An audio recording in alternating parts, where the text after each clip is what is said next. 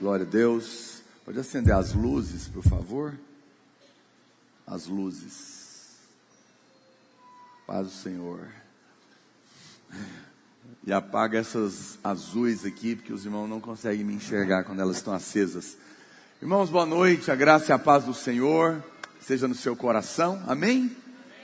Glória a Deus por você que está aqui hoje. Muitos irmãos viajando, né? Outros de ressaca da conferência, outros concentrados para as Olimpíadas, mas eu acho que ainda ninguém foi arrebatado. Não vão conseguir ligar as luzes da igreja, aleluia, não tem um pastor, pode me ajudar, não tem ninguém ouvindo, só estou sozinho aqui. Apaga essas luzes ali, ó, por favor, aí na cara dos irmãos, né? Alguém aí, apaga a luz lá, gente, por favor. Hoje eu estou ruim aqui de autoridade, viu? Nossa, o Senhor é Deus, aleluia. Ok. Amém. Glória a Deus, irmãos. Nós tivemos 2 dias muito poderosos de Holy Fest na conferência. Foi realmente surpreendente o que Deus fez aqui. Amanhã nós vamos continuar no clube, não é? Segunda e terça-feira, tempo de comunhão. Mesmo você que não vai jogar, mas se você quiser ir com a sua família, levar seus filhos, nós temos um bosque legal demais lá no clube. Acho que tem 40 churrasqueiras. Às vezes fazer um piquenique, fazer churrasco, ter comunhão, tem piscina, tem muita coisa tem pescaria. O clube é muito legal. Ele não é fechado completamente para nós, porque não é possível, né? Mas fica quase que tomado pela igreja. Talvez uns 10, 15% só de pessoas que não são da igreja ficam por lá. E tem muita coisa legal. Tem os jogos que vão estar acontecendo, são 30 modalidades, mais de 2.600 inscrições de participações, são 1.000 e tantos atletas, a maior Olimpíada amadora do estado de Goiás, que a gente promove. É muito legal. É que o Senhor tenha misericórdia, que ninguém apele, quebre a canela de ninguém xingue o juiz, não é? Ninguém caia nesse nível. Tudo que nós fazemos para a glória de Deus, amém, irmãos? E até porque se alguém cair nessa tentação, a gente ajuda ele, a gente expulsa ele do clube, a gente perdoa, mas expulsa, e no outro ano não joga. Mas amém, vai ser uma bênção, tenho certeza disso, amém? Glória a Deus por isso. Nós estamos no meio da nossa campanha, né? No meio não, nós começamos agora essa campanha de casas de boas notícias. E durante o mês agora restante de fevereiro, mês de março, um pouquinho de abril, nós estamos com esse projeto poderoso da parte de Deus. Quero convocar você para participar conosco, porque nós sabemos que isso está no coração de Deus. A vontade de Deus é que todo homem seja salvo, amém, irmãos? E Ele que nos disse para ir, para pregar o Evangelho. Nós temos recebido graça, e nós queremos compartilhar graça com essa cidade. E eu quero que você que é líder, discipulador, se programe, se organize e imediatamente comece a fazer. Seu pastor tem toda a instrução, todo o material. Vocês devem levar a célula para a casa de alguém que não é crente, que quer receber a célula, apresentar ali as 7 boas notícias. E também quero desafiar você a compartilhar essas notícias, essas boas notícias, com pelo menos 7 amigos. 7 amigos. Posso ter amém de alguém? Conhece alguém que precisa ouvir a notícia do Evangelho? Então compartilhe na sua escola, na sua casa, na sua família, no seu trabalho, né? Pede para os pastores, eu espero que rapidamente façam chegar os PowerPoints na mão dos irmãos, pelo celular. Mas você também pode adquirir os livretos do pastor Jais, vão estar na livraria, né? Essas camisetas hoje de manhã esgotaram, os irmãos compraram, mas domingo que vem vão ter mais. Queria desafiar você a comprar a camiseta, custa apenas R$15, para você usar durante esse período do mês de março e abril.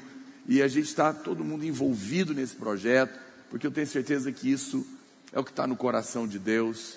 E aqueles que são vencedores, eles são aqueles que compartilham do coração do Senhor. Amém? Alguém pode dizer amém nessa noite? Glória a Deus por isso. Amém. Muito bem. na revista saiu, nós vamos ter um culto evangelístico, num domingo, nas 2 reuniões, onde você vai convidar todas essas pessoas que você está compartilhando, você vai convidar para um culto. Vai ser um culto especial, vai ser um culto de evangelismo, nós vamos fazer apelo, vamos orar pelas pessoas, e vai ser uma bênção. Na revista saiu no dia 15, porque a priori era dia 15, mas nós antecipamos um domingo, então vai ser dia 8 de março, sem ser domingo que vem, no outro domingo, daqui a 15 dias, nós vamos ter 2 cultos evangelísticos, e eu gostaria que você colocasse no seu coração o encargo de trazer alguém com você para ouvir o evangelho e se converter no nome de Jesus. Aleluia, obrigado pelos 7 améns. Mais alguém pode dizer amém? Aleluia, glória a Deus. Acho que a mensagem vai te ajudar hoje. Afinal, o Senhor vem buscar os vencedores. E eu quero compartilhar isso com você.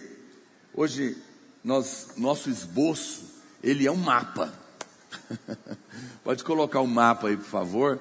Se você abrir, não sei que página que está na revista. Alguém pode me falar qual que é a página? Página 4.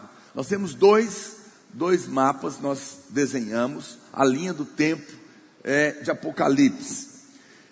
E o meu encargo hoje com você nessa noite, eu quero que você preste bastante atenção, eu vou te dar muita informação, mas esse é um assunto tão importante. Muitas pessoas acham que Apocalipse é um livro apenas para o futuro, e que na verdade muitos têm medo até de ler, porque vão ler Apocalipse, não vão entender nada, ou vão ficar com medo, e então não mexem, não leem. E infelizmente eu conheço até pastores renomados que falam na televisão e dizem para os crentes não ler Apocalipse. Isso é uma coisa tão séria, porque Apocalipse é palavra de Deus, amém, irmãos? E toda a palavra de Deus, ela é para a nossa edificação hoje.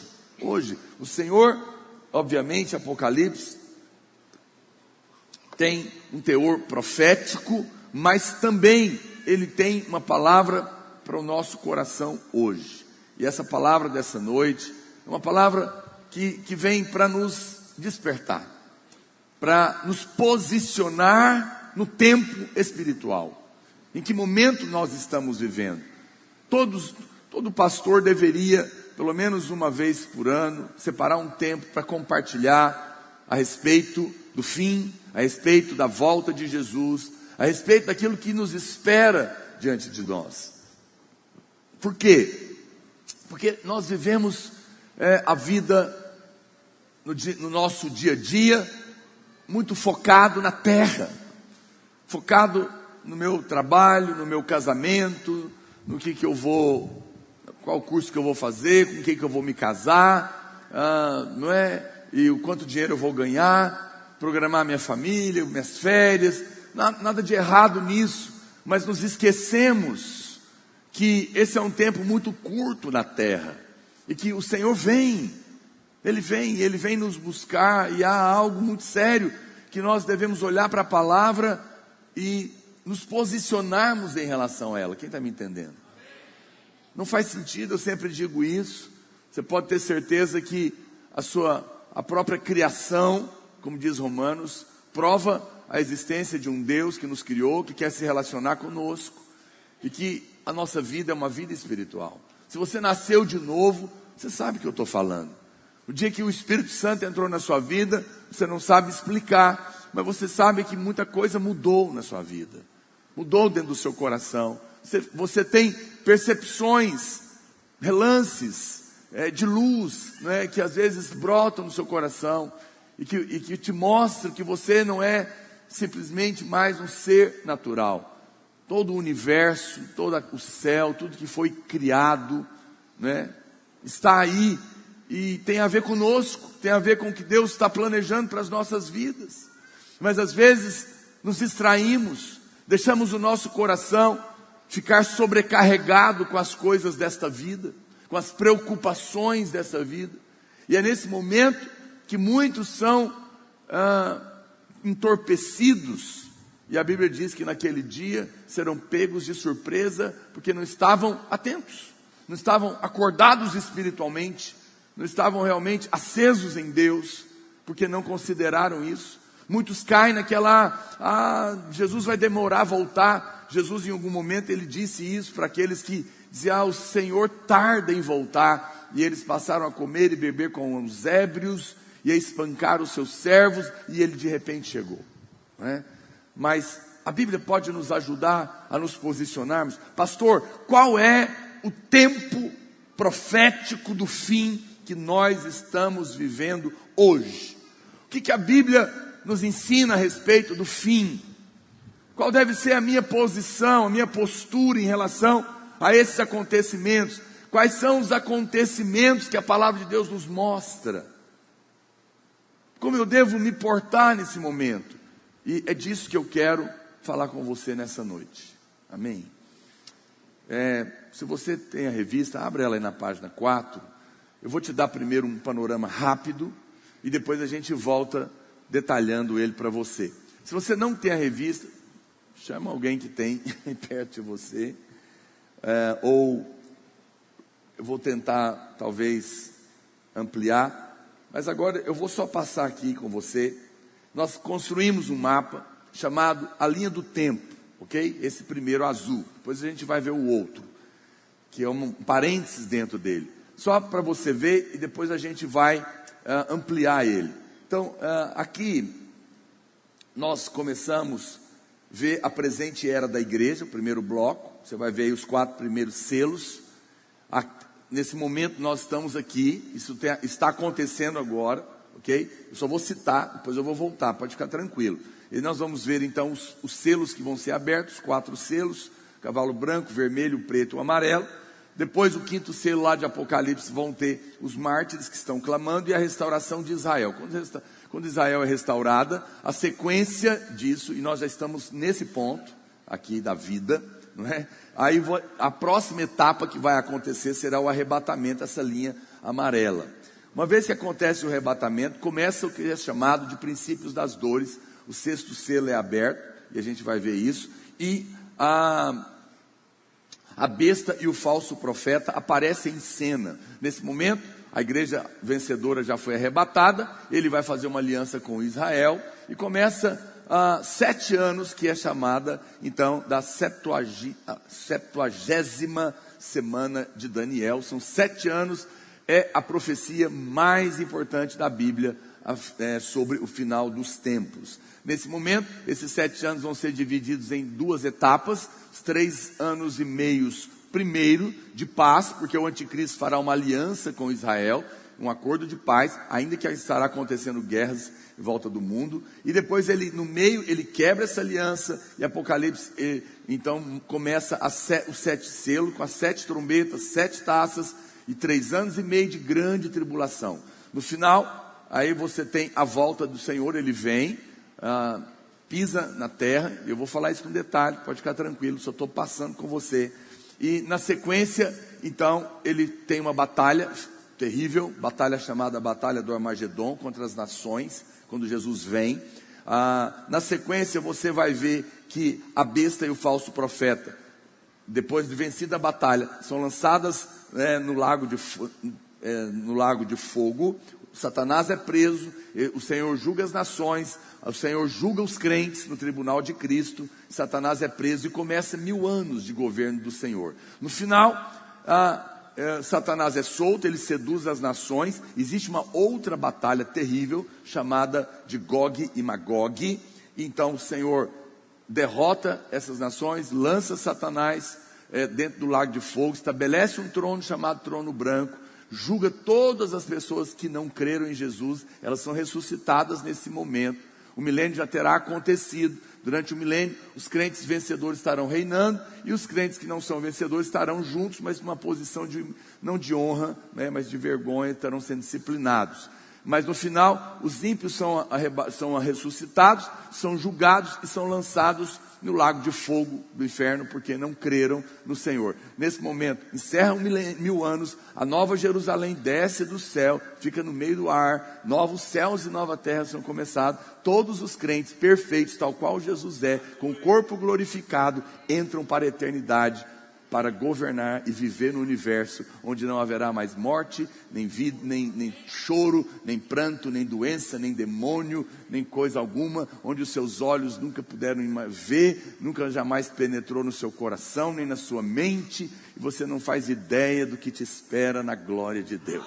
Aleluia! Isso é maravilhoso, isso é poderoso. E essa aqui é a história, é o resumo. Então, nós vamos passar por esse mapa. Então, fique tranquilo, né? A gente vai passear por ele aí. Mas primeiro, eu quero começar lendo com você Atos capítulo 1, verso 9. Coloca a Bíblia para mim, depois a gente volta para o mapa.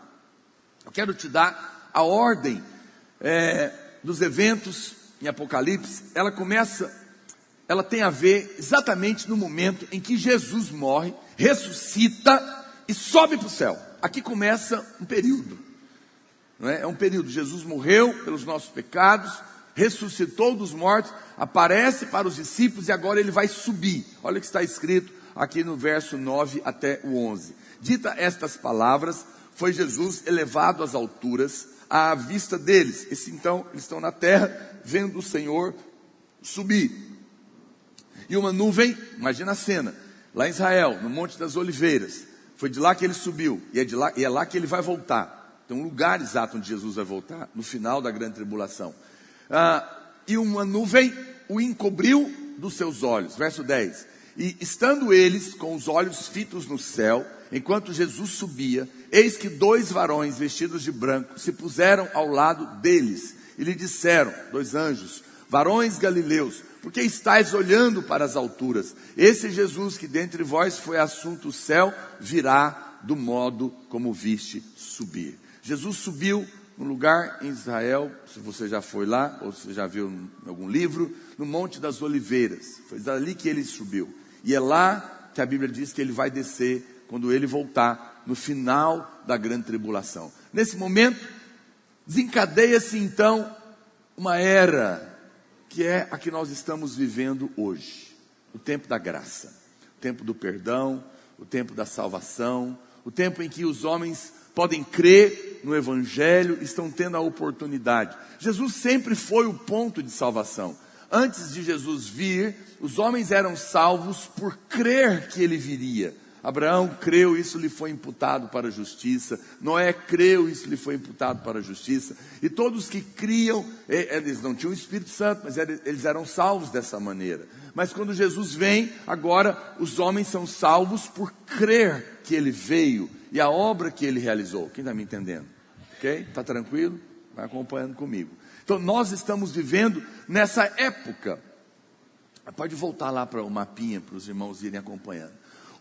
Apesar que a gente ainda não está nele não.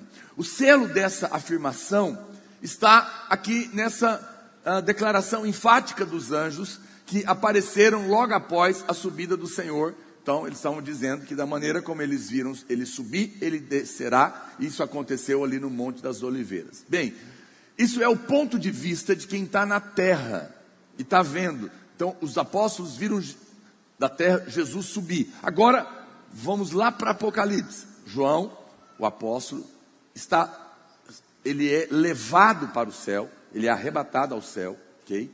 E agora ele tem uma visão de Jesus chegando lá. Muito, muito poderoso. Veja, eles tinham visto ele subindo, mas agora João é levado para ver ele chegando. Então, o Apocalipse capítulo 1, ele começa mostrando o Cristo glorificado, mas nos capítulos 2 e 3, o Senhor Jesus, através do apóstolo João, ele agora envia lá naquele lugar cartas para 7 igrejas da Ásia que estavam ali: Éfeso, Esmirna, Pérgamo, Tiatira, Sardes, Filadélfia e Laodiceia. O capítulo 2 e 3 de Apocalipse é um recado de Deus a essas cartas. Todos os estudiosos concordam, ou a maioria deles, que essas igrejas, elas existiram realmente, e as cartas foram mandadas para cada uma delas. Isso é um lado histórico delas, mas também existe um lado profético dessas igrejas, que elas também foram períodos da história que nós estamos vivendo, e hoje nós vivemos as últimas igrejas, porque dentro da história, se você ler, você vai ver claramente cada momento da igreja, através dessas 7 igrejas, os períodos, os séculos. Você vê nitidamente as igrejas acontecendo. Então elas existiram naquela época, mas elas também representam igrejas de cada época. Quem está me entendendo? Elas têm, essas cartas de Apocalipse, elas têm 2 funções. Então você vai ver claramente acontecendo. E hoje nós estamos vivendo a época da igreja de Filadélfia e Laodiceia. As 2 últimas estão transicionando, né? A última é Laodiceia. E a minha oração é que nós, como videira, sejamos a igreja, parte da igreja de Filadélfia. A igreja de Filadélfia foi a única igreja que não teve repreensão, só elogios. E essa é a igreja vencedora, é a igreja que será arrebatada. Por isso ela está viva hoje, porque o arrebatamento ainda não aconteceu. Mas junto com ela está a igreja mundana, a igreja de Laodiceia, a igreja do governo humano, onde os homens estão no centro e não Cristo. Por isso nós vivemos hoje uma batalha.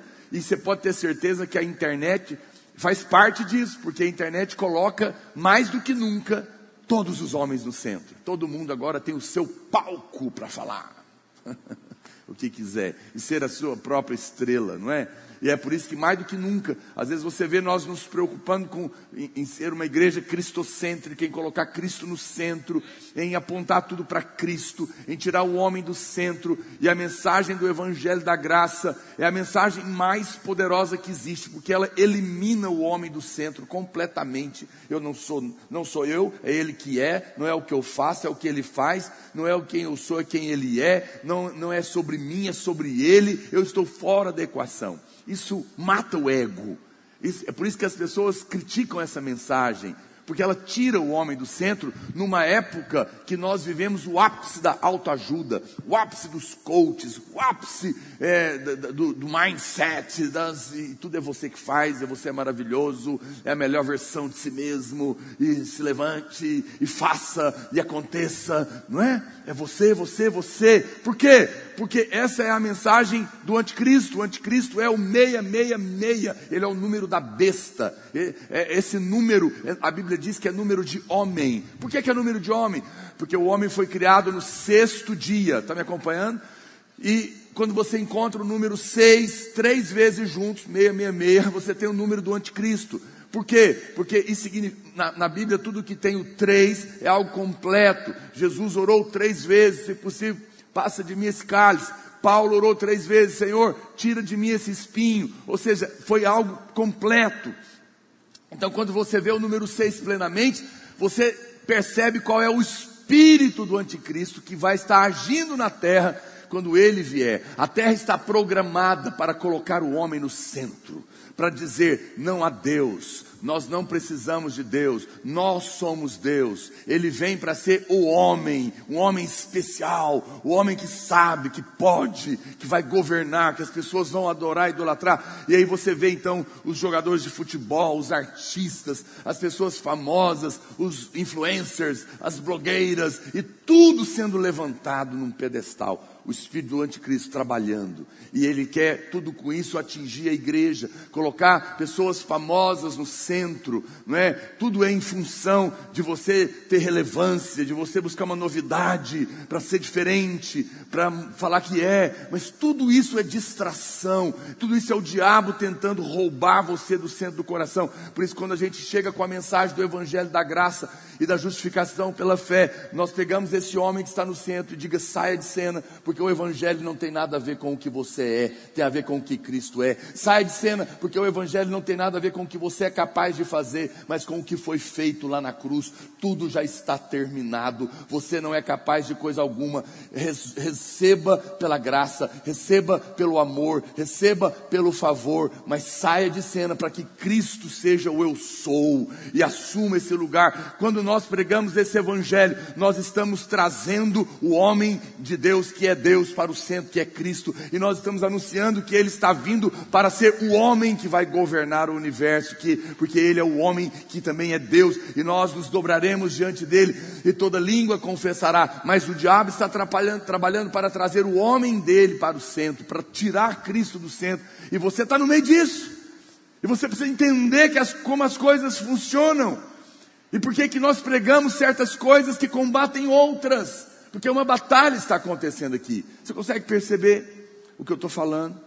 Faz sentido para você olhando na internet, olhando tudo? Você consegue perceber o trabalho do diabo para levantar homens?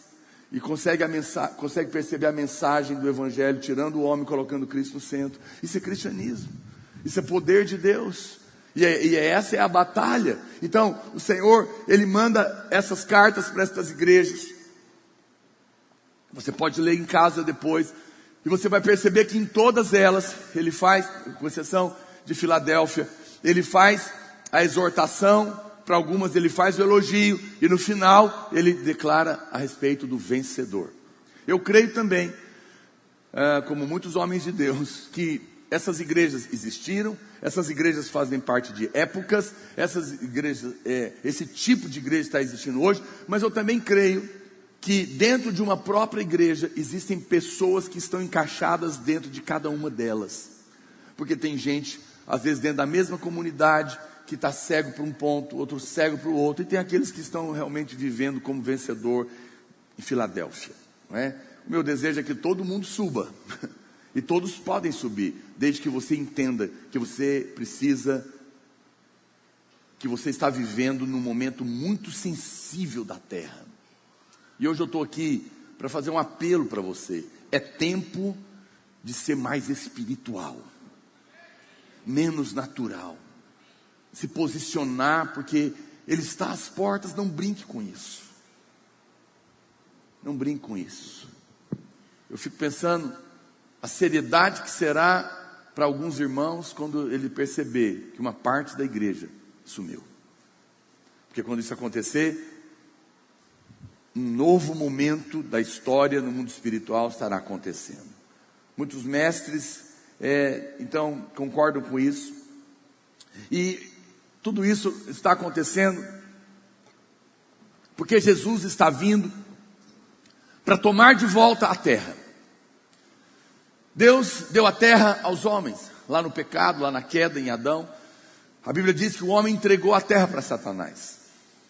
Por que eu digo isso? Porque quando Jesus estava sendo tentado lá no deserto por Satanás, ele disse para ele olha tudo que está aí. Ele apontou para a terra e disse para Jesus: se você prostrado me adorar, eu te darei tudo isso, porque isso tudo me foi dado. Mas lá na cruz, Jesus morre, vai no inferno e toma as chaves das mãos do diabo. Ele assume de novo, legalmente, o poder da terra e da criação. No entanto, nós sabemos, e ele sobe, no entanto, nós sabemos que a terra ainda está governada pelo diabo, mas não pertence legalmente mais a ele. Quem está me entendendo? Pastor, me explique isso melhor. Como que pode ser isso? Porque Satanás hoje não é mais o dono da terra, ainda que o mundo jaz no maligno. Por quê? Porque ele é como um poceiro. Você aqui de Goiás, você entende essa linguagem. Quem é o poceiro? É aquele que tomou posse da fazenda, mas não é dono da fazenda, não é? Então o que o dono da terra faz? Ele vai até o juiz e reclama a terra dele. Então agora ele tem um documento oficial e ele vai apresentar para que aquele poceiro entregue a terra. Mas, apesar da terra ter um dono legal, aquele poceiro resiste sair com o documento que foi apresentado. Quando o poceiro, que é o dono da terra, não quer sair, mesmo tendo um documento legal, que foi o sangue de Jesus lá na cruz, o que o dono da terra faz em seguida? O que ele faz, gente? Ele chama a polícia para tirar o poceiro. Agora não mais simplesmente com a autoridade do documento, mas por força e poder. E é isso que Jesus está vindo fazer naquele dia. Hoje ele é dono legal da terra, mas naquele dia ele virá com poder e glória para tomar à força o que é dele e governar sobre toda a terra. É isso que está acontecendo. Esse é o momento que você está percebendo onde nós estamos vivendo. Não é? Quando Jesus pisar no Monte das Oliveiras, acontecerá a reintegração de posse por força e poder. No capítulo 4 de Apocalipse, João então tem a visão do trono. E no capítulo 5, Jesus está entrando na glória. Muito bem. Nesse momento, João O apóstolo está lá em Apocalipse, naquela visão, quando Jesus está entrando na glória, e agora ele vê um livro, ok? Ele vê um livro na mão, e não há quem possa abri-lo. É um livro selado, com os decretos divinos. Então a Bíblia fala que naquele momento está chorando, Jesus toma o livro, e ele fala: porque você está chorando? O cordeiro, aquele que é o leão, ele venceu. Ele venceu e ele é digno de abrir os selos. Aqui começa o tempo em que eu e você estamos vivendo. Coloca o mapinha lá, por favor. Em Atos capítulo 1, Jesus é visto do ponto de vista terreno, mas Apocalipse 5, Jesus é visto do ponto de vista do trono da glória. Então, amplia aqui para mim esse lado aqui, irmão, por favor. Puxa para o lado, para a gente mostrar mais. Pode ser bem no comecinho. Então, você está vendo aí os 4 primeiros selos. Jesus vai agora abrir os selos. E esse momento estão acontecendo hoje na terra. Esses 4 selos já estão abertos. E hoje ainda está acontecendo em toda a terra esses 4 primeiros selos. Pode deixar aí, para os irmãos acompanharem. A Bíblia fala quais são esses selos. Não vou aqui entrar num assunto profundo, porque não dá tempo, você pode conferir na Bíblia depois. Os 5 primeiros selos, eles são eventos que estão acontecendo num período que nós chamamos de presente era da igreja. É esse momento em que existe a igreja, esses selos estão acontecendo. O primeiro selo, a Bíblia fala que ele é o cavalo branco. E o cavalo branco, ele pode representar 2 coisas segundo os estudiosos. Porque a Bíblia diz que esse cavalo branco, ele está cavalgando com um arco na mão, mas ele não tem a flecha. Então, uma parte dos teólogos dizem que ele representa a pregação do evangelho, que já atirou a sua flecha, já derrotou o inimigo e está agora por 2000 anos proclamando a vitória até que ele venha. É uma visão, faz sentido. Mas, segundo Mateus, quando a gente compara essa visão, não é, dos cavalos, dos selos, a gente percebe que, por outro lado, ele é um bloco de coisas ruins que estão acontecendo. Então, também, os teólogos acreditam, eu penso que tem mais sentido para mim, porque se 3 estão agindo com coisas ruins, o outro também deveria participar desse bloco, e tem um respaldo em Mateus para isso. Não tenho tempo para te mostrar os detalhes. Mas uma outra interpretação do cavalo branco é que ele é o espírito de engano. Por quê? Porque o arco está sem a flecha. O arco é o evangelho, mas está faltando uma parte. Então são as mensagens distorcidas, os falsos cristos, aqueles que estão misturando a lei com a graça, aquele que pega um pedaço do evangelho e fala de outra coisa. Quem está me entendendo? Que vem para enganar as pessoas, iludir as pessoas, através de uma porção pequena, distorcendo as verdades e prendendo o homem na ignorância e impedindo que ele seja salvo. Esse é o cavalo branco. O segundo selo é o cavalo vermelho. Se você ler a descrição, ele representa a guerra. Jesus fez a citação clara das guerras que aconteceriam durante a história, lá em Mateus 24:6, depois você pode ler.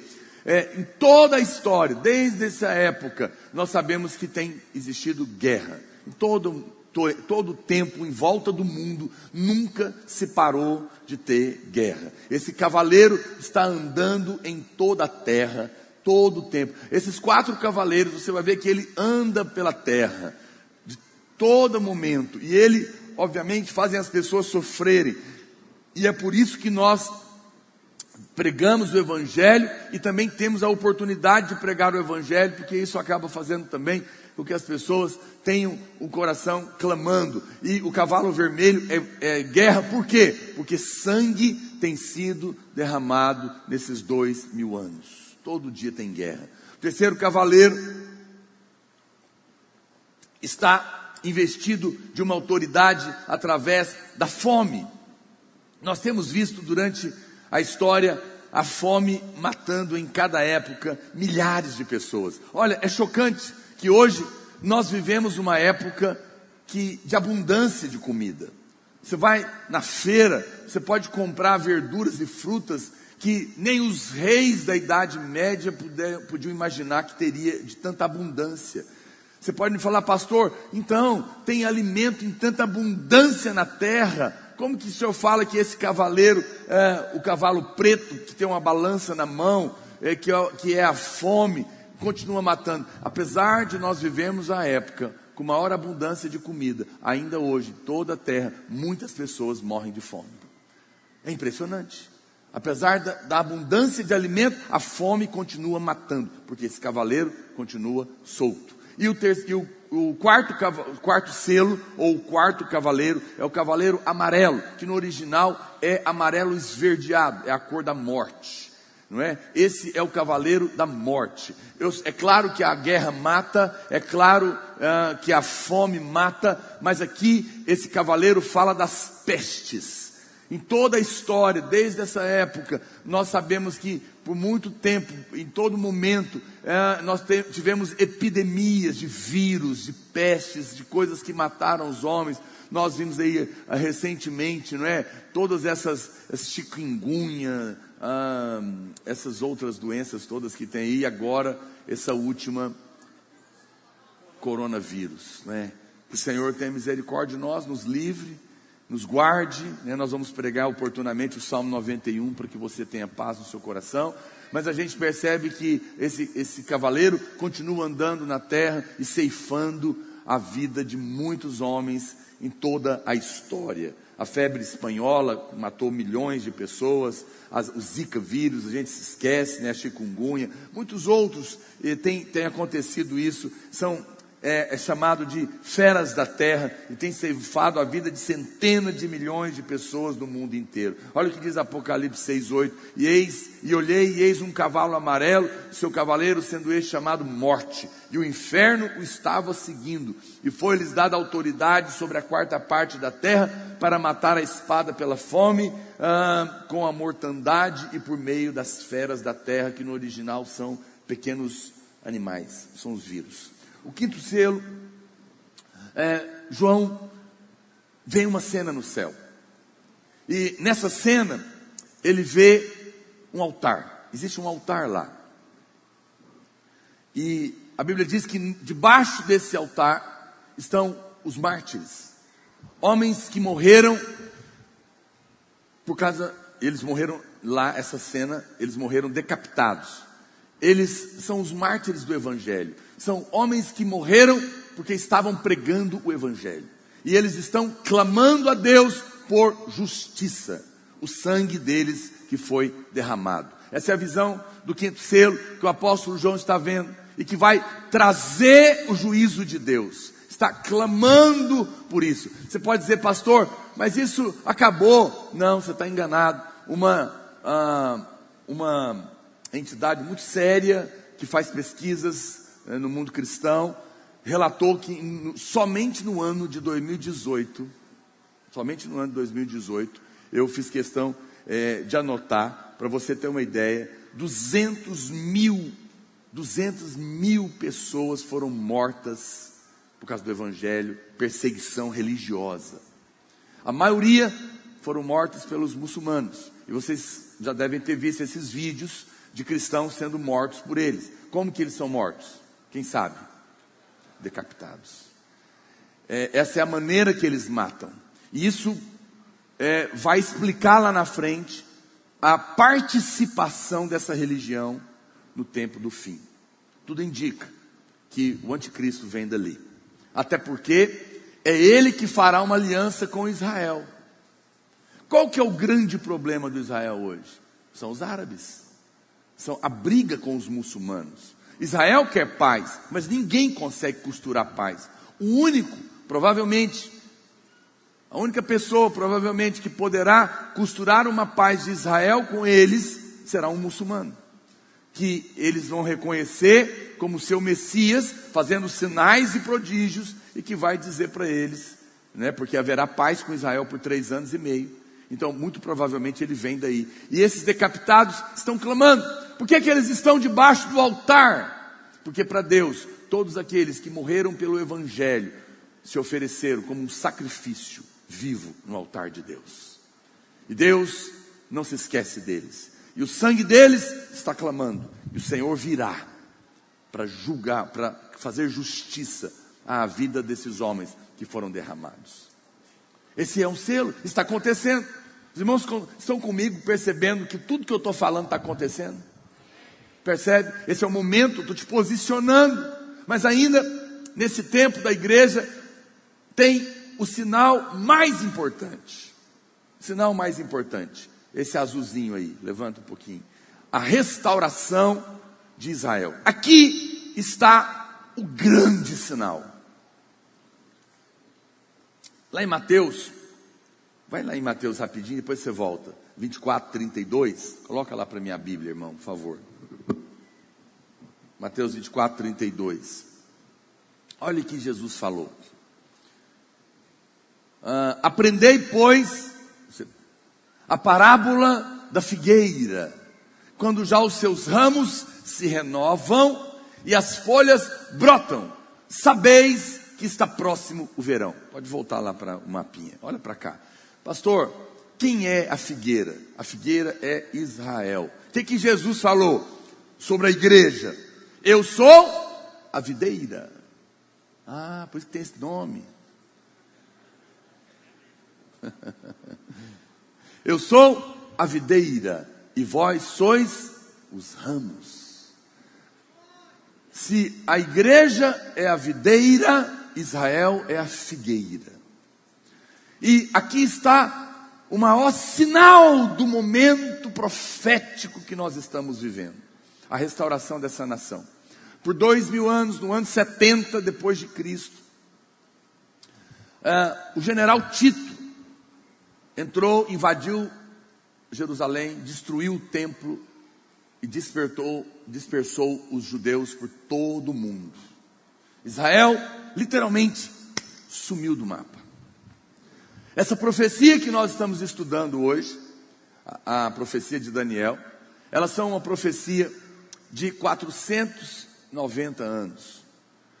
E os anos são semanas de anos, são 70 semanas.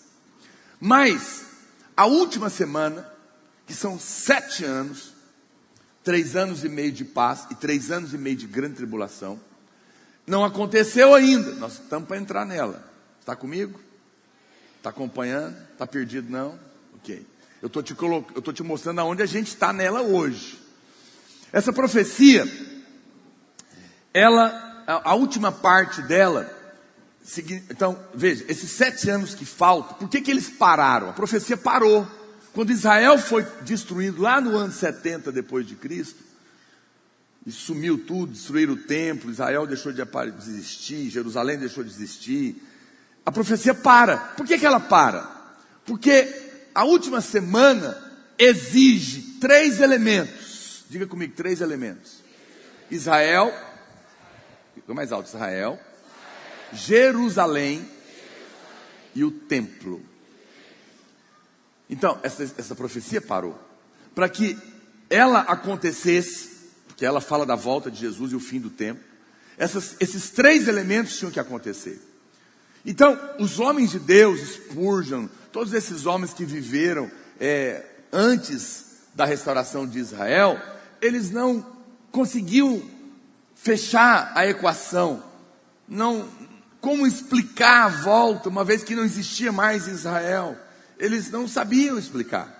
Eles não tinham noção de como isso poderia acontecer, porque uma nação que deixou de existir por 2000 anos, não tinha mais a língua, não tinha mais nada que pudesse ser feito, não tinha sinal de como isso poderia acontecer. Mas em 1948, eu nasci em 68. Em 1948, a ONU se reuniu para voltar a dar a posse para a nação de Israel. Um milagre. Não sei se você sabe, mas houve uma votação na ONU e deu empate. Então tinha um voto chamado voto Minerva. E eles escolheram quem? Um homem chamado Oswaldo Aranha, brasileiro. E foi ele que deu o voto de desempate para que a nação de Israel voltasse a existir. Tem uma praça no nome dele lá em Israel, em homenagem a ele. E em 1948, a nação de Israel volta a existir. Depois acontece uma batalha dos 6 dias, e Israel nasce como um país pequeno.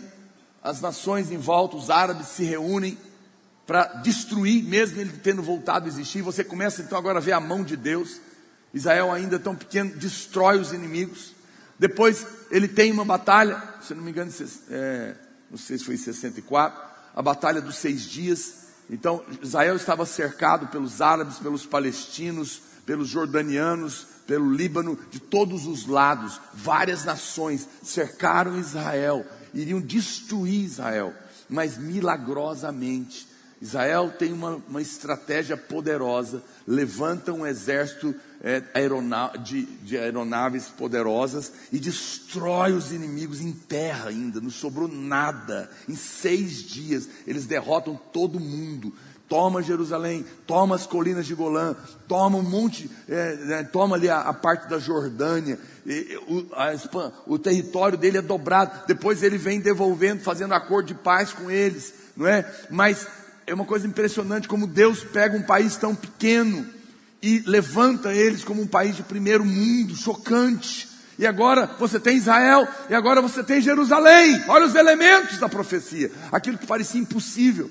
Eles não tinham a língua, começam a vir judeus trazidos do mundo inteiro de volta, e eles queriam reavivar a língua. E um homem multibilionário, judeu, homem de negócio, o que ele faz? Ele muda para Israel, e ele fala: eu só faço negócio em hebraico. E ele força todo mundo voltar a estudar a língua. E pasme, quando eles acham os manuscritos do Mar Morto há pouco tempo escondido, você pega uma língua de 2000 anos, é a mesma que você aprende hoje em Israel. Não mudou nada, está viva a língua. Que isso, milagre! Deus estabelece, Deus levanta Israel, uma nação pequena, primeiro mundo. Você sabia que 25% dos prêmios nobres do mundo é de judeu? 8. Dos 100%, 25% daquele paísinho. Sabe quantos que o Brasil tem? Copa do Mundo só. Nenhum. Só sabe chutar bola. E olha lá. Mas aquele país tem 8 das 50 maiores universidades do mundo, reconhecidas, de alto nível, mundial, 3 são de Israel. A nossa melhor, que é a USP, está depois dos 200. Para você ter uma noção da grandiosidade daquele país, apesar de ser tão pequeno. Isso é a mão de Deus, é a proteção de Deus. Por quê? Porque é o relógio divino. Israel é um relógio colocado no tempo. Ele é a figueira. E Jesus falou o quê? Quando, prestem atenção, ele está dizendo. Vou fazer assim por causa do microfone. Prestem atenção. Quando a figueira florescer, quando as folhas dela começarem a brotar de novo, ela voltar a existir, está próximo o verão.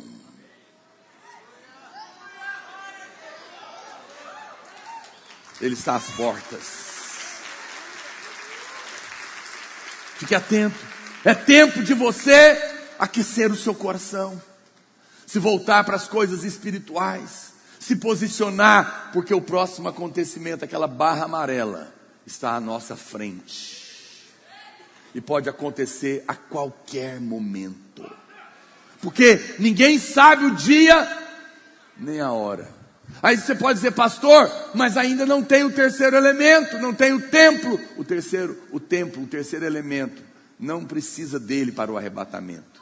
Precisa dele para o que vai acontecer dentro das 70 semanas. Porque nesses 3 anos e meio de paz, provavelmente esse será o acordo. Por quê? Porque o templo tem um lugar exato para ser reconstruído, que é onde fica a mesquita de Omar, aquela mesquita da cúpula dourada.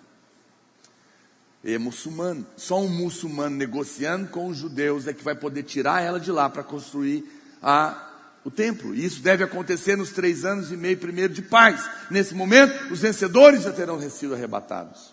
Então, os elementos para o arrebatamento estão todos aí. Estão na mesa. A qualquer momento a igreja pode ser tomada. Os vencedores, a parte dos vencedores. Isso deveria produzir, não medo no seu coração. Não medo, mas temor. Não medo, mas um desejo de se voltar para o noivo. A Bíblia diz que ele vem, e ele é o noivo, e ele vem buscar a noiva. Quem é a noiva? A noiva são aqueles que estão apaixonados. A noiva é aquela que está ansiando pelo noivo. Qualquer moça que sonha em casar, ela pensa nisso dia e noite. Ela anseia por encontrar o amado, ela quer estar com ele, ela quer andar com ele, ela quer fazer o que ele está fazendo. É necessário que você cultive seu coração, meu querido. A Bíblia diz isso. A noiva é aquela que está ansiando, é aquele crente que ora e ele deseja se encontrar com o Senhor, ele tem prazer, ele gosta. Se você não tem, fala isso para ele, pede para ele mudar seu coração. A Bíblia dá muitos sinais dos crentes vencedores. Ele fala que ele vem como uma estrela da manhã. A estrela da manhã nasce às 5 horas da manhã. E a Bíblia não está falando de relógio natural. Ela está dizendo que somente aqueles que estão acordados, acesos espiritualmente, pessoas que estão percebendo a vida espiritual, porque são cheias do Espírito, essas estarão prontas na hora que ele voltar. Mas quantos crentes estão numa sonolência, porque a vida dele está pesada com a carne, com as coisas do mundo, ele não tem disposição e não tem coração para orar, para jejuar, para ler a palavra, por isso o coração está frio, o pecado esfria, o mundo esfria, e ele não está acordado. A Bíblia diz que a igreja vencedora são as 5 virgens, que tem óleo sobrando na vasilha, lá da parábola. As 10 eram virgens, as 10 são crentes, as 10 são salvas, mas apenas 5 estarão em condições de serem levadas no arrebatamento. Por quê? Porque elas estão com a vasilha cheia do azeite, elas estão vivendo uma vida cheia do Espírito Santo. Você precisa aprender a invocar o noivo. Eu não estou falando simplesmente de entrar para o quarto para orar. Eu invoco o Senhor todo o tempo. Eu estou no carro, estou chamando por Ele. Eu desço do carro, estou chamando por Ele. Eu estou invocando o nome dEle. Eu quero perceber a presença de Deus na minha vida. Isso é ser a noiva, ser aquele que está aceso, que está acordado, que está cheio, que está desejoso. É esse crente que Deus vai buscar. Não é o que não erra, não é o que é perfeito, é o que tem o coração para Ele. Que hoje seu coração seja despertado para fazer parte desse grupo. Você pode mudar, porque se você desejar, o Espírito Santo vai fazer isso na sua vida. E esse é o maior sinal, a restauração de Israel. Vamos ler Daniel capítulo 9, verso 24, coloca lá na Bíblia, por favor. Daniel 9, 24, está falando disso. Está falando então agora dessa profecia. Coloca para mim, Daniel 9, 24. 70 semanas, são semanas de anos, ok? 70 semanas, 7 vezes 7, 490. Estão determinadas sobre o teu povo. Quem que é o teu povo? Diga Israel. E sobre a tua cidade. Quem é a cidade? Jerusalém.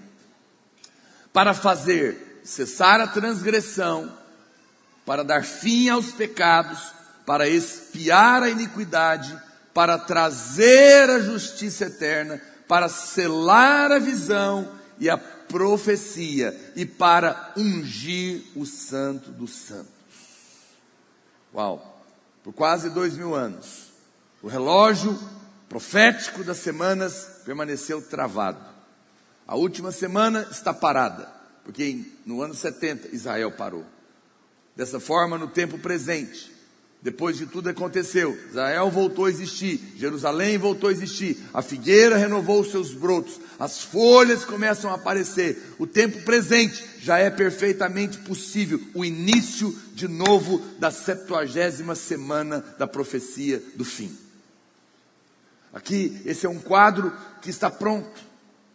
A única coisa que está faltando, como eu falei, é o templo, mas isso vai acontecer depois. O arrebatamento está mais próximo do que você imagina.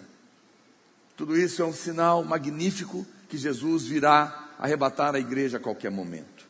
Que você deve voltar o seu coração para as coisas do Espírito, porque já não haverá demora para o tempo da sua vinda.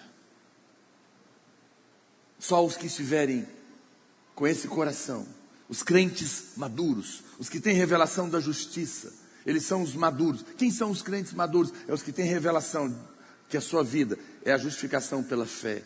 É maduro porque ele pode ser facilmente arrancado da terra. Ele já está pronto para ser colhido. É essa noiva que eu falei. A promessa dele é que se você estiver vigiando, você será guardado da tribulação, da perseguição do diabo. Preste atenção, quando a tribulação vier, os crentes que ficaram na grande tribulação, a grande tribulação, ela tem duas coisas que acontecem. Ela tem a ira de Deus sendo derramada e ela tem a perseguição do diabo. Os crentes não vão sofrer a ira de Deus, mas vão sofrer a terrível perseguição de Satanás. Mas a Bíblia diz que aqueles que estiverem acesos, eles não vão sofrer. E aí começa então o princípio das dores. Lembre-se que o arrebatamento da igreja, então nós estamos no ponto, volta lá para o mapa. Subiu uma parte da igreja, o arrebatamento aconteceu. Pastor, começa os 7 anos? Não necessariamente. A Bíblia não fala se é imediato, dali um tempo, mas a qualquer momento. Eu espero que você não fique, mas quem ficar, quando vir um líder mundial assinar um acordo de paz com Israel e liberar a construção do templo, pode marcar 7 anos, pode marcar 3 anos e meio, o pau vai quebrar na terra. Mas, por hora, o que nós estamos esperando é o arrebatamento. Muitos irmãos que creem que toda a igreja vai passar pela grande tribulação, tem uma linha de pensamentos que acredita que todo mundo vai passar. Eu não creio nisso. Qual que é o problema disso? Quem está esperando a grande tribulação não está esperando Cristo, está esperando o diabo. Porque antes que Jesus venha, o anticristo vai ter que vir. Então você já viu que os irmãos ficam o tempo todo tentando imaginar quem é o anticristo? Então eles acharam que era o Erdogan lá da Turquia. Depois acharam que era o Obama passou também. Depois eles acharam que era o Macron, agora, né? O Papa, coitado, nem me vou falar quantas vezes já se tornou anticristo. E eles ficam tentando adivinhar quem é o anticristo, porque estão esperando o diabo. Nós não, nós cremos que ele virá nos arrebatar, nós estamos esperando Cristo. Isso é maravilhoso, é Ele que nós estamos esperando. Então, a Bíblia fala que aconteceu o arrebatamento, essa linha amarela, e nós entramos agora no princípio das dores. O princípio das dores ainda não é a grande tribulação. Você vai encontrar agora, aumenta aí para os irmãos verem, o 6º selo. O 6º selo está lá em Apocalipse capítulo 6, verso 12. A Bíblia fala que haverá um terremoto de uma proporção tão grande como jamais aconteceu em toda a história da terra. Daniel vê esse terremoto numa visão. Ele fala que a terra cambaleia como um bêbado. Tamanho será a escala desse terremoto. Vai ser uma coisa terrível. E quando um terremoto dessa magnitude acontece, você vai olhar em Apocalipse, você vai ver que desencadeia, porque quando um terremoto de proporções dessas acontecem, o que acontece? Os vulcões da terra entrarão em erupção, e eles vão liberar cinzas. Essas cinzas vão cobrir a terra, a luz não vai entrar, e começa então um processo de muitas coisas terríveis. Por isso a Bíblia diz que o sol se tornará escuro. Mas não é que o sol vai se tornar escuro, é porque quem está do ponto de vista da terra não vai conseguir ver o sol, porque a camada estará toda tomada das cinzas vulcânicas. A Bíblia diz que a lua se tornará como sangue, mas não é que vai haver uma lua de sangue, é por causa da visão de quem está do lado de cá. O verso 13 fala que as estrelas cairão do céu. Nós sabemos que as estrelas são entes siderais, às vezes maiores que a terra. O sol é muitas vezes maior que a terra, nem tem jeito dele cair na terra. Então, provavelmente são meteoros que vão cair. Muitos meteoros vão cair na terra. A Bíblia não é um livro de astronomia exata. Nós temos que considerar que a linguagem está nos dizendo da percepção de quem está olhando da terra. E conforme essa percepção, muitos meteoritos e meteoros são vistos caindo pela terra, como a figueira, quando abalada pelo vento forte, deixa cair os figos verdes. E quanto ao sexto selo, não há um consenso entre os que elaboram a linha do tempo. Uns dizem que ele acontecerá antes ou depois. Nós cremos que será após o arrebatamento. Então veja, imagine a cena, olha o espanto, olha o que está acontecendo. Situa comigo aqui, olha o momento da terra. Um povo sumiu. Vão ter que explicar. Cadê uma parte? Tomara que esse prédio aqui vire um elefante branco. Não tem ninguém aqui dentro. Sumiu um povo, foi arrebatado. Agora, um terremoto terrível aconteceu. Os vulcões entraram em erupção, liberaram cinzas. A terra está escura, o sol não entra, meteoros estão caindo. O caos está estabelecido e ainda não começou a grande tribulação. Olha o desespero, está tomando conta do mundo. Aqui nós teremos, eu creio, nesse momento, por quê? Porque ainda não aconteceu, o diabo ainda não está perseguindo os crentes, ok? Mas pensa nos crentes que ficaram, e que ouviram a gente pregar isso, ou escutaram uma mensagem nossa no YouTube. Não acreditaram, ficaram. Uma parte da igreja subiu, ele sabe que ele ficou. A terra tremeu, caindo meteoro, o diabo está às portas. Eu pergunto, esse crente vai orar? Vai jejuar? Não, vai perder a fome, querido. Vai ter placa de igreja? Qual igreja você é? Meu filho, qual igreja você é? O diabo está vindo matar nós tudo. Vamos orar. Eu creio que nesse momento vai acontecer a profecia de Joel. Maior avivamento de conversão na história da humanidade. Por quê? Porque vai estar escrito na Bíblia o que está acontecendo. Os crentes vão orar muito, vão jejuar muito, vão se unir, vão pregar para os parentes como nunca. Eu não vou precisar ficar fazendo casas de boa notícia e implorando para você pregar. Por isso é melhor você pregar hoje. Oh, pastor, agora você apelou. Não, é porque hoje são casas de boa notícia. Aquele dia, o sujeito vai pegar na gola do parente dele e falar, você é louco, converte agora que o diabo está vindo com a marca dele. Vai haver uma conversão em massa, porque João viu esse dia. Ele disse que tinha no céu uma multidão de palmas, com palmas nas mãos, que tinha vindo da grande tribulação, que ninguém podia contar, como as estrelas do céu e a areia do mar, que foi a promessa feita a Abraão. Então vão converter milhões de pessoas vão converter nesse momento. Diga amém. Amém, porque vai converter, não é porque você vai estar aqui não.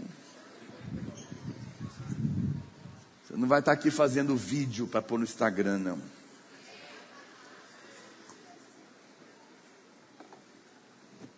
As pessoas se converterão com facilidade, porque estarão muito assustadas com os sinais dos céus, espantosos, uma multidão enorme, e ainda não será a grande tribulação. Isso é o princípio das dores. Antes do início da grande tribulação, a Bíblia diz que acontece aqui, depois do sexto selo, passa aí o mouse para mim, a besta e o falso profeta aparecem em cena. Não, para trás, não. O varão não está acompanhando eu não. Aqui ó, a besta e o falso profeta. Antes de Israel fazer aliança, o diabo, o falso profeta, o anticristo agora entra em cena. Nesse momento, a Bíblia diz que ele entra em cena. Está lá a profecia de Daniel 9, 27. A Bíblia fala que então ele vai dar início a um governo global. O caos estará, porque presta atenção, irmãos, como que o diabo trabalha? Ele vai produzir um caos mundial com tudo isso que está acontecendo. Quem está me entendendo? Isso vai exigir o quê? Um governo mundial. O mundo está dividido, mas você sabe, isso é uma teoria até mesmo da psicologia, como unir inimigos. Cria um inimigo externo comum. Os crentes foram arrebatados, vão ter que explicar. Eu não sei, aí você pode jogar fora, é só a minha suposição, porque esse assunto também nunca sai de órbita. Eu creio que vão dizer que são alienígenas. Estão invadindo a terra e roubaram um povo, e agora a terra vai ter que se unir em favor de um inimigo contra. Está tendo um caos, e aí surge um líder mundial, o anticristo. A Bíblia diz que no primeiro momento ele governa sobre 3 reis, depois ele governa sobre 10 reis. Provavelmente uma coalizão na Europa, com base nas profecias que tem da estátua de Nabucodonosor. As pessoas perguntam, pastor, ele vai dominar o mundo inteiro? Provavelmente não, que a Bíblia fala que ele governará sobre esses 10 reis. Porém, o governo sobre esse comando, não é? Esse G10 aí, será tão grande que vai influenciar todo mundo. Eu esqueci de dizer, no meio dessa pancadaria toda aí, princípio das dores, cai uma estrela que acaba com 1/3 da água doce do mundo. Onde será que está essa água? Vou deixar para você pensar. Onde está a maior bacia de água doce do mundo, né? Pois é. Então, nesse momento, aparece, nós queremos que a besta, ele é o Messias dos muçulmanos, e os muçulmanos irão recebê-lo como Messias, e se colocarão inteiramente debaixo da sua autoridade. Ele fará isso pelo poder do diabo, muitos milagres, e vão dizer que ele é o Cristo prometido, que enfim se manifestou, e a grande tribulação ainda vai acontecer, mas ainda não está acontecendo. E aqui começa, então, a última semana. Diminui o quadro, por favor. Começa nesse momento. Estão acompanhando comigo? A igreja foi arrebatada, o princípio das dores aconteceram, terremoto, meteorito, desespero total. Surge um líder mundial, e nesse momento aqui, ele faz uma aliança com Israel, onde está essa marquinha azul, branca, né, com o símbolo de Israel. Nesse momento começa os 7 anos. Aqui está a profecia. Vamos passar para o outro mapa? Vira a página. Vamos ampliar o outro mapa. Passa para o outro mapa, porque ele está ampliado. E agora eu vou te mostrar esse quadro. Os irmãos estão comigo? Estão cansados? Está acompanhando? Aleluia. Então, nós estamos agora aqui, 3 anos e meio de paz. Nesse momento, vai acontecer a grande Babilônia e o falso profeta, o 6º selo, o templo é reconstruído em Jerusalém, e o anticristo está governando sobre 10 reis. Vamos lá para Daniel, capítulo 9, verso 25, depois a gente volta aqui no mapa. Daniel 9, 25, vai lá, meu irmão. Sabe e entende, aqui ele está contando a profecia, desde a saída da ordem para restaurar e para edificar Jerusalém, do rei Artaxerxes, até o ungido, que é Cristo, se você clicar no original é o Messias, ao príncipe, 7 semanas, ok? 7 semanas, e mais 72 semanas, 62, então dá quantas? 69. As praças e as circunvalações se reedificarão mas em tempos angustiosos. Então Daniel está dizendo o seguinte: desde a ordem do rei, que liberou os judeus para reconstruir, 7 semanas, e depois mais 69 semanas, 62 semanas, até a morte do ungido, que é o Messias, Cristo, até Cristo morrer, são 69. Nesse momento para a profecia, ok? E agora vai voltar no quadro que eu tenho aqui para você. Ele começa a se cumprir a partir da ordem para os judeus voltarem para Israel, reconstruir o templo, toda a nação, está lá em Neemias 2, você pode ler depois. E 7 semanas, 49 anos de semanas se passaram.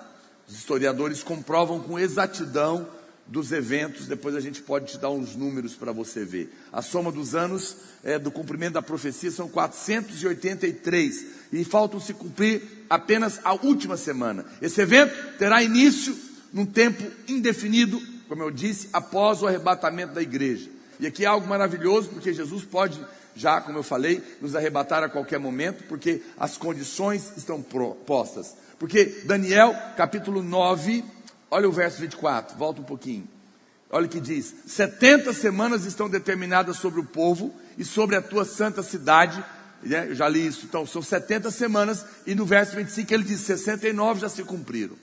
A última semana acontece depois do arrebatamento. O arrebatamento nessa altura já aconteceu. Israel existe, Jerusalém existe, agora precisa reconstruir o templo. Um governador mundial, o anticristo, assume. A profecia tem o propósito de restaurar plenamente a nação de Israel, para que Jesus governe sobre eles e sobre toda a terra com muita glória. E aí vem, volta lá para o mapa, o abominável da desolação. 3 anos e meio de paz. Paz em Israel, porque guerras estarão acontecendo em volta do mundo, mas com Israel haverá paz.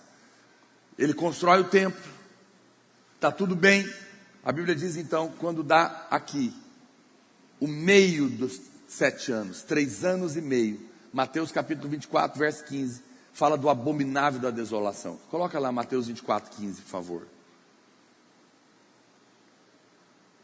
Mateus 24, 15. Quando, pois, vides o abominável da desolação, de que falou o profeta Daniel, no lugar santo, quem lê entenda, que é dentro do templo reconstruído, uma abominação vai acontecer lá dentro. Então, os que estiverem na Judéia fujam para os montes. Quem estiver sobre o eirado não desça a tirar da casa alguma coisa. E quem estiver no campo não volte atrás para buscar a sua capa. Ai das que estiverem grávidas, das que amamentarem naqueles dias. Orai para que a vossa fuga não se dê no inverno nem no sábado, porque nesse tempo haverá grande tribulação, como desde o princípio do mundo até agora não tem havido e nem haverá jamais. Não tivesse aqueles dias sido abreviados, ninguém seria salvo, mas por causa dos escolhidos, tais dias são abreviados. Aqui começa a grande tribulação. A Bíblia diz que no metade dos 7 anos, 3 anos e meio, o anticristo vai colocar uma imagem dele dentro do templo dos judeus e vai exigir adoração. E isso vai ser o abominável da desolação. Quando isso acontecer, a data é exata, 3 anos e meio depois Jesus chega. A volta de Jesus se dá em 2 momentos. Ela é uma volta só, mas no primeiro momento ele vem nos ares para arrebatar os crentes vencedores. Mas no final, dos 3 anos e meio, ele põe o pé na terra. E ele vem com os crentes que foram arrebatados. Vem juntos. Mas nesse momento, começa a grande tribulação. Satanás mostra a sua cara. Exige adoração. E começa 3 anos e meio que nunca houve e nem haverá na terra de tão terrível que será. Ele vai colocar a sua marca. Quem não aceitar, não pode comprar nem vender. Ele vai perseguir e vai matar. Os crentes não vão aceitar a marca e nem os judeus. Por isso serão os perseguidos. E é por isso que porque nem todas as nações vão se render a ele. E algumas vão acolher essas pessoas que estão fugindo, porque não tem como comprar, não tem como vender. Agora é um estado completo de caos. Agora já não é mais possível pregar para ninguém, porque os crentes estão foragidos. As nações que derem acolhida a eles serão as que vão entrar para o milênio, e as outras que não acolherem serão as nações que depois do julgamento delas, no final, serão lançadas no lago de fogo. E isso vai acontecer nesse momento terrível. Então, volta lá para o mapinha, nós temos o 7º selo, que é a grande tribulação. O 7º selo é esse quadro, é o marco do que dá início a essa grande tribulação. O juízo de Deus vai cair. O juízo de Deus, volta a dizer, preste atenção, os crentes que ficaram, e os judeus, não sofrerão o juízo de Deus, porque uma parte é o juízo de Deus que vai estar caindo do céu. Terrível, morte, confusão, tragédias, tem um monte de coisa acontecendo na Bíblia. Esse é o juízo de Deus sobre a terra. Os crentes estarão guardados disso em algum lugar, onde não vai cair isso, mas a perseguição do diabo será terrível. Por quê? Porque quando os crentes vencerem, a Bíblia fala que nesse momento, quando acontece o arrebatamento, chega um ponto aqui que Satanás é lançado para a terra. Hoje o diabo habita nas regiões celestes, mas ele vai cair aqui. E ele vai cair, ele é a estrela que cai com uma chave na mão. Os 5 selos, os 4 primeiros selos são naturais, você explica. Os outros 3 selos não. E um dos selos que foi aberto e caiu, uma das, na verdade, dos selos, né, e das trombetas, melhor dizendo, é uma estrela que cai com a chave na mão, e ele abre uma porta do abismo e os demônios saem. Demônios terríveis. A Bíblia diz que eles têm cabelo como de mulher, cara de homem, cauda de escorpião. Eles vão ferroar os homens e vão atormentar os homens por um período, e vai ser uma tormenta tão grande que as pessoas vão procurar a morte, vão tentar se matar, vão se jogar de prédios, vão fazer e não vão achar a morte, vão ser como zumbi, porque naquele momento demônios vão entrar nelas e vai doer de uma maneira tão terrível que elas vão tentar morrer e não vai ter ninguém que expulse os demônios delas, porque os crentes estarão fugindo. É um desespero total que vai estar acontecendo aqui. Tudo isso nesse momento. E aqui começa então as 7º trombetas. 7 trombetas, está aqui, ampliei para mim, mostra para os irmãos. Apocalipse do capítulo 8 até o 11. Você vai ver as trombetas se abrindo. A primeira, eu não vou gastar tempo, só citar para você. A primeira trombeta, uma chuva de meteoritos, que a Bíblia chama de saraivada de fogo, cai.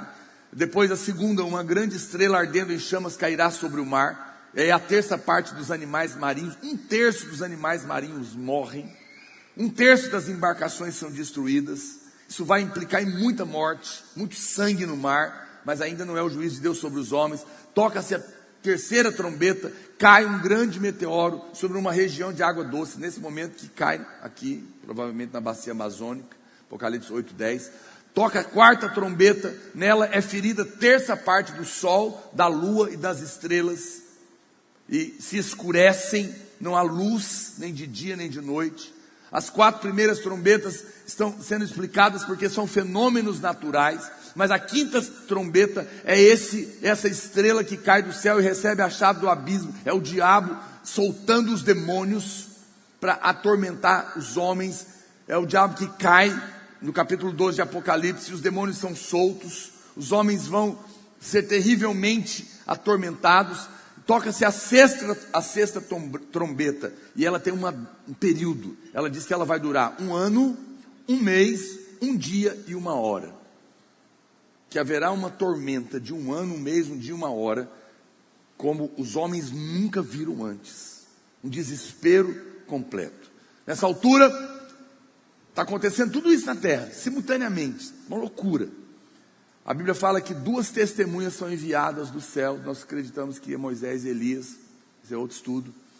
Eles virão e eles vão ficar na praça por um tempo, anunciando para que ninguém aceite a marca da besta. Eles vão estar proclamando isso. A besta vem, se levanta contra eles, mata eles, com sinais terríveis, uma guerra apoteótica. Eles ficam 4 dias mortos na praça. O Espírito de Deus vem, ressuscita eles, e eles vêm, eles subindo para o céu. Mas foi um anúncio, foi uma chance final para que não aceitassem seguir a besta.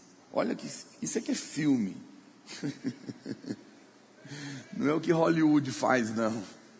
Isso é uma loucura. Está tudo aqui em Apocalipse. Eu estou te mostrando esse quadro, não é? As testemunhas, elas estão testemunhando para os 144 mil judeus selados e o restante da igreja. A volta de Jesus nos ares com os santos para Israel. Aí diminui para mim, por favor, o mapa. Bom, aí você chega nessa linha, Mateus 24, 29. Coloca lá em Mateus 24, 29. Termina aqui a grande tribulação. Jesus agora vem. Os judeus estão sofrendo e a igreja que ficou está clamando. E Jesus vem por causa deles. Olha o que diz: logo em seguida a tribulação daqueles dias, ou seja, acabou a tribulação, ok? O que acontece no final? O sol escurecerá, a lua não dará sua claridade, as estrelas cairão no firmamento e os poderes do céu serão abalados. Então, verso 30, aparecerá no céu o sinal do Filho do Homem. Todos os povos da terra se lamentarão e verão o Filho do Homem vindo sobre as nuvens do céu com muito poder e glória. Pastor, como que será isso? Eu não sei. Se Deus vai abrir os olhos para todo mundo ver, se vai ser um negócio que vai aparecer no céu inteiro, ou se vai ver pela internet mesmo.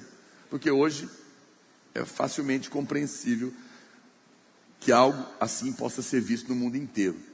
Mas o fato é que vai ver, e ele enviará os seus anjos com grande clangor de trombeta, os quais reunirão os seus escolhidos dos 4 ventos, de uma outra extremidade dos céus. Verso 32. Aprendei, pois, a parábola da figueira, quando já os seus ramos se renovam e as folhas brotam, sabei que está próximo o verão.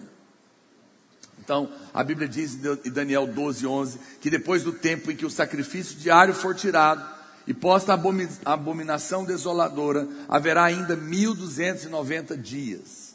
Bem-aventurado é o que espera e chega a 1335 dias. Muitos não percebem isso aqui. Presta atenção, 1260 são os 3 anos e meio. Acabou. Mas a Bíblia diz que tem mais 45 dias. Acabou a tribulação, presta atenção. Acabou a grande tribulação, ok? Parou. Agora, Jesus vem. Ele vem nos ares, vem com os vencedores, ele vem para tomar a terra e governar. A Bíblia diz aqui que tem um prazo de 45 dias antes da batalha do Armagedon. Por quê? Porque Jesus ele não vai chegar pisando na cabeça. Ele vai chegar, todo mundo vai assustar, porque todo olho verá. Eu aí vou te dar uma imaginação. Você pode jogar fora, eu posso ter a sua. Mas o que seria esses 45 dias? Por que ele já não chegou e resolveu a parada? Porque conhecendo o Espírito de Cristo, não é? Ele vem, provavelmente ele vai reunir a ONU e os governantes de toda a terra, e ele vai dizer: eu sou Jesus, a quem vocês me perseguiram, me mataram, eu tomei de volta, a terra é minha e eu voltei para tomar posse dela. Nesse momento, provavelmente, eu acho que vai ser um período de negócio, né, onde ele vai falar isso. Os ímpios, os reis ímpios, né, os governantes, os presidentes não vão aceitar, vão dizer que você está enlouquecido. O anticristo vai estar presente governando as nações, vão enganar esses governantes e vão dizer: é um invasor, quer nos escravizar, foi o que levou aquela turma, e vão proclamar uma guerra. Provavelmente esse prazo é o período para ajuntar os exércitos, no lugar em Israel chamado Megido. Eu fui lá, é um lugar monstro, é um vale. A Bíblia diz que vão juntar os exércitos, 200 milhões de soldados. As nações se reunirão para uma batalha contra o Senhor nos ares. E a Bíblia fala que então nesse momento os homens vão apontar os canhões para ele, e ele, com a palavra da sua boca, vai matar os 200 milhões com uma palavra. Uma palavra. Você não faz ideia. Diz que é como uma espada, e a espada é a palavra. Você lembra quando foram prender Jesus? Os soldados perguntaram: quem é Jesus? Nós viemos prendê-lo. O que ele respondeu? Eu sou o nome dele. Quando ele falou: eu sou, o que aconteceu com os soldados? Puf. Só dele falar, eu sou, caiu todo mundo para trás. E se ele dissesse, morra? Você não faz noção do poder dele. A Bíblia diz que com a palavra da sua boca, ele vai matar 200 milhões de soldados. O sangue vai dar no freio do cavalo. Isso aqui. E nesse momento, ele prende Satanás. Ok? Pega a besta e o falso profeta, lança direto no lago do fogo. Porque o que você chama de inferno é o lago de fogo. O inferno é a antessala do lago de fogo. Assim como o paraíso é a antessala do céu. O lago de fogo é o que vai ficar para a eternidade. Então ele vai lançar esse. Nesse momento é o que está acontecendo aqui. Volta lá para o mapa, por favor. Vamos voltar lá para o mapinha. Quem está comigo? Está entendendo? Está assustado? Não. Aleluia. Está fora disso, né, varão? Olha lá. Então, nesse momento, algumas coisas acontecem antes de começar o milênio. Vamos lá? Aconteceu a batalha do Armagedon, né? Acabou a tribulação, Jesus vem, houve a batalha, ele venceu, amarra o diabo, vai ficar preso 1000 anos, pega a besta, pega o falso profeta, lança no lago de fogo, reúne as nações que sobraram, porque não vai morrer todo mundo, aquelas nações que guardaram, a equipe de louvor está assustada, mas pode subir, vem tocar a trombeta aqui, a trombeta da paz profética. Já vai pensando qual que é a música que nós vamos tocar hoje. Ele vem, né? Sei lá o que. Olha para cá. Acompanha o raciocínio. Fica ligado aqui comigo. Jesus então, nesse momento, já venceu, prendeu o diabo, lançou a besta, o falso profeta no lago de fogo. As nações que ficaram vivas, ele faz então um tribunal chamado Tribunal das Nações. Ele chama as nações que não são crentes, ok? E ele fala, as nações que perseguiram os crentes e os judeus são lançadas no lago de fogo. Entra para o juízo. As nações que não são crentes, mas protegeram os crentes e os judeus durante a grande tribulação, ganham o benefício, olha para cá, não são salvos, ganham o benefício de entrar no milênio, que será 1000 anos do governo de Jesus na terra. Quem está me entendendo? Nesse momento acontece também, olha para cá, o julgamento do tribunal de Cristo. Todos os crentes ressuscitam, todos os crentes comparecem diante do tribunal para receber o galardão. Os vencedores entram também para o milênio, aqui na terra. Jesus está aqui na terra, nós vamos ficar 1000 anos aqui, e ele vai governar com os vencedores. E os outros crentes derrotados vão ficar aqui também, a gente vai estar todo mundo junto. Só que uns vão ter uma posição de destaque, outros não. E por 1000 anos, aí aqui começa o milênio. Por 1000 anos, a Bíblia chama uma coisa chamada a ceia do Cordeiro. Eu não sei se a sua família tem tradição de fazer festa de Natal. Quando você era criança, vinham os primos, vinham os parentes, comprava presente, pernil, peru, e aquela euforia, não é? Uma festa, uma ceia. E quando vai casar, junta todo mundo, é a ceia do casamento, festa de casamento, celebrando todo mundo. A Bíblia fala que vai ter uma festa do casamento. Essa festa é para os vencedores. Ela vai durar 1000 anos. Mas não é a festinha da sua família, não. Organizada pelo céu.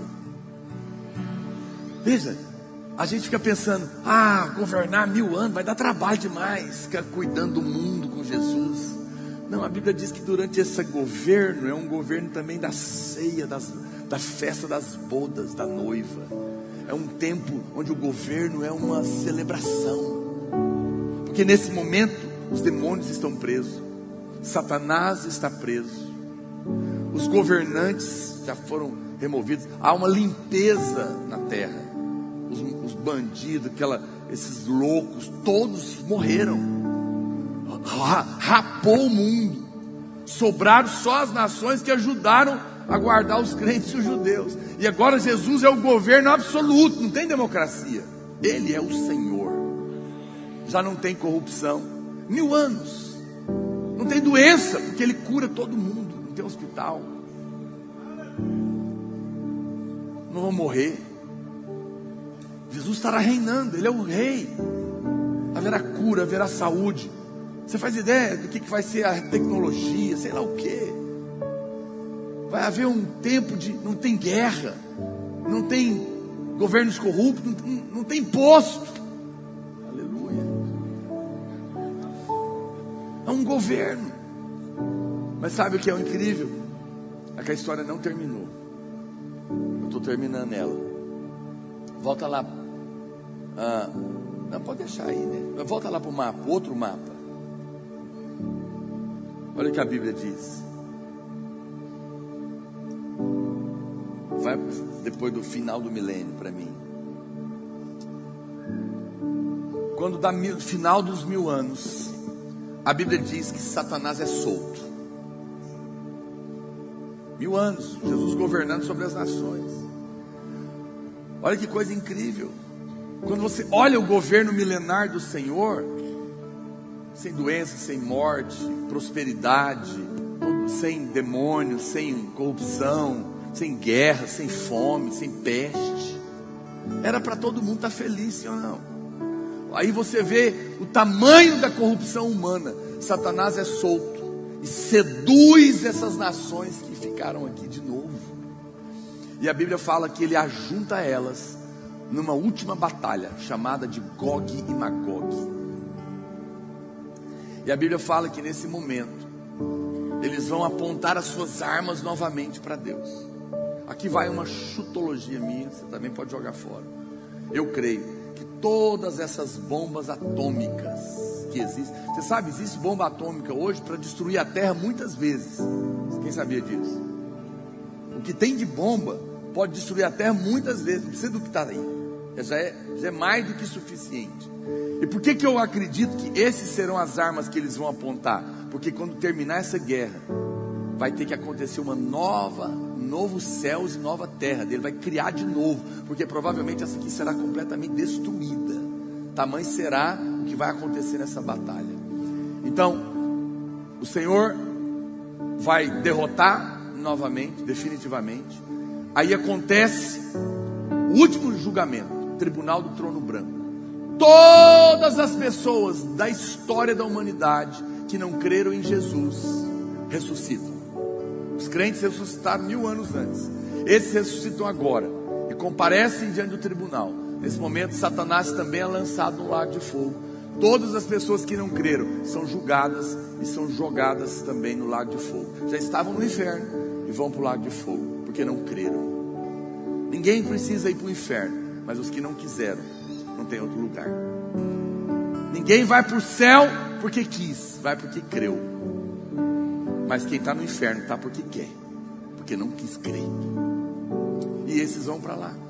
Nesse momento, encerra-se o milênio. O trono branco acontece. A nova Jerusalém desce do céu. Uma cidade cúbica com raio de 2000 quilômetros de altura, largura e profundidade. Ela é composta por todos os crentes perfeitos, a noiva perfeita. Você faz ideia do que é viver num lugar onde todos os crentes de todas as épocas, glorificados, são tal qual Jesus é. Essa é a noiva, pronta, a obra acabou. Todo mundo é pleno. E agora o Senhor vai criar o novo céu, a nova terra. Vai haver esse casamento e nós entramos com Ele para a eternidade. Já não haverá mais morte, doença, demônio, Satanás, guerra, ímpios, nada.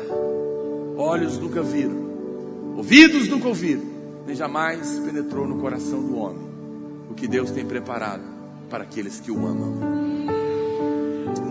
Gostaria de convidar você para ficar em pé nessa noite. Uau, que história poderosa. Senhor, tão maravilhoso. Será que nessa noite você pode dizer Maranata? Ora vem, Senhor Jesus. gostaria que por um minuto você fechasse os seus olhos. Você não precisa ficar com medo. Você foi escolhido. Ele te ama. A obra que Ele começou na sua vida, Ele vai terminar. Que hoje você tenha o coração despertado para Ele, o coração apaixonado por Ele. Que o Senhor te dê sonhos e revelações a respeito do arrebatamento, e que você anseie em participar desta igreja que será levada. Que você esteja entre aqueles que amam a vinda do Senhor, que estão com o coração apaixonado, que querem estar com as suas lâmpadas acesas. Hoje é dia de você tomar uma decisão e sair de uma vida espiritual letárgica e começar a buscar o Senhor no seu quarto, deixar ser cheio do Espírito Santo, perceber a presença dEle, invocar o nome dEle, desejar a Ele. Nós não temos que passar por nada disso. Que Ele venha e nos encontre prontos para serem levados. Levante as suas mãos, erga as suas mãos para Ele. Deixe o seu coração queimar nessa noite. Jesus, erga a sua voz, erga as suas mãos. Faça dessa canção uma oração. Diga para Ele: você é a noiva. Vem Jesus, Maranata, vem Senhor Jesus. Vamos, vamos, pega essa voz, diga para Ele: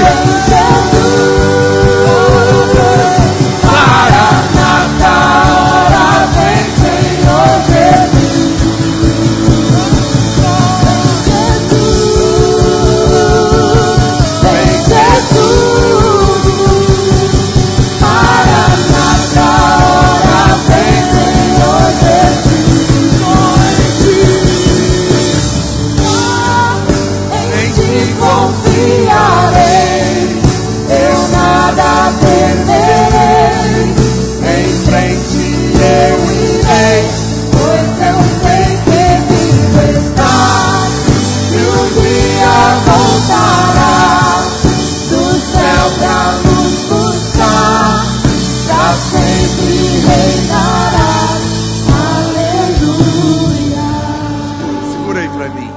Sinto fazer algo no meu coração. Só mais 5 minutos. Eu queria te dar uma oportunidade. Não se constranja. Isso é uma noite especial. Jesus está às portas. Não brinque com a sua vida. Se você quer renovar essa aliança de noiva com Ele, de querer ter o coração queimando outra vez, sai do seu lugar, vem aqui para frente. O Senhor quer renovar você, o seu coração. Ele quer tocar em você. Venha dizer para Ele que você quer fazer parte do arrebatamento. Pode vir, vem aqui para frente. Chega aqui enquanto nós continuamos a cantar. Venha, venha. Pega suas mãos para Ele. Saia do seu lugar. Deixa o Senhor mover no seu coração. Pode vir. te confiarei, eu nada temerei, em frente eu irei, pois eu sei que vivo. Se você quer entregar a sua vida para Jesus, se você quer ter Jesus como seu Salvador, venha para frente também. Venha entregar a sua vida para Ele hoje. Venha se consagrar a Ele hoje. Em ti confiarei, eu nada temerei, em frente eu irei, pois eu sei que vivo está, e um dia voltará do céu pra nos buscar, pra sempre reinará. Aleluia.